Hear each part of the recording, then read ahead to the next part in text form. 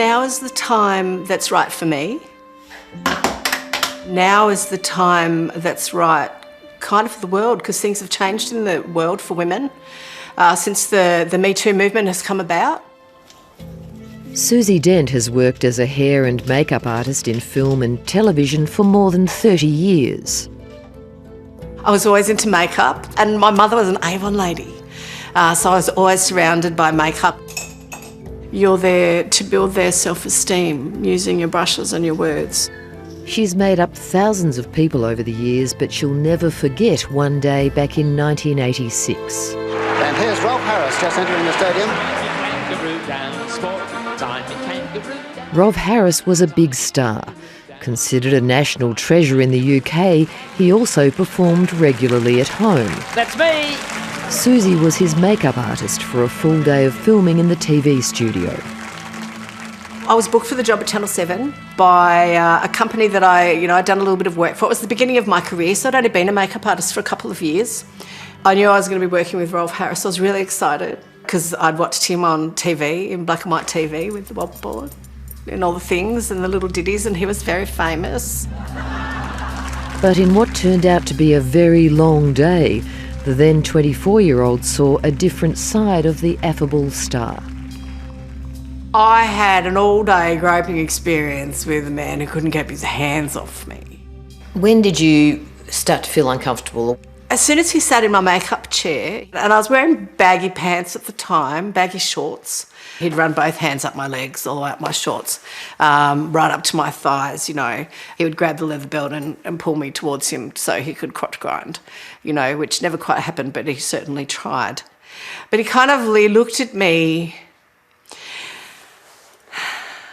All of a sudden I saw who he was, and it wasn't the happy-go-lucky, jovial man. It was somebody who was looking at me in not the way I would like to be looked at. And that was a bit of a shock. How often did this happen during the day? Every time he could, he did. Suzi says she felt unable to react as he repeatedly touched her. Now, I didn't jump or move or anything like that because it's my job as a makeup artist to not upset the talent. So if I had said something to him or, slapped his hand away, which I might add is not what we did in 1986, that's not how women were. It was not acceptable behaviour for women to stand up for themselves like that. They had to cop it on the chin and grin and bear it and be polite. However, when I saw him and I saw his eyes, the first thought that went through my mind was, I can't believe you work with children. Rolf Harris's youngest victim was just 7 or 8 years old when he groped her after giving her his autograph. In 2013, Rolf Harris was charged in the UK with the indecent assault of girls and a young woman. Were you surprised when you heard about the charges? No, actually I wasn't. No. Suzi Dent contacted the British police.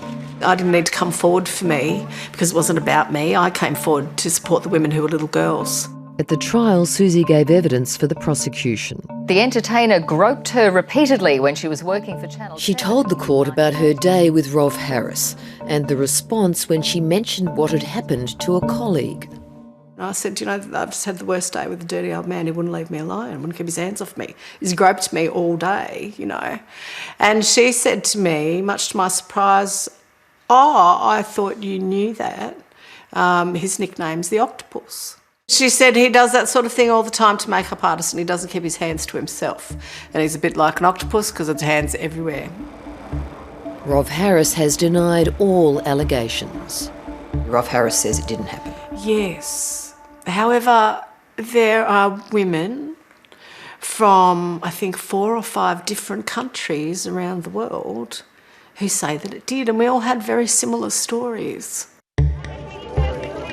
Rolf Harris was found guilty on 12 counts of indecent assault and was sentenced to 5 years and 9 months in jail. He's now been released on parole. When he did get found guilty, I was thrilled. I was thrilled for the process. I was happy for his victims, that maybe they would get a little bit of closure now and be happy that they came forward to tell their story. Suzi's now written a book about her life. She's called it Staring Down Rolf Harris. The book's kind of to help others. It's to relate. It's a story of transformation and truth. It's a story about telling your truth and being honest and being brave. I want to encourage other Australian women to tell their story. I know that the defamation laws in this country are not in favour of that, but we can't go backwards and be quiet because change doesn't happen with silence. We have to speak up. Hi, I'm Lee Sales. Thanks for watching this story. If you'd like to watch more of 730's stories, they are on the left of your screen.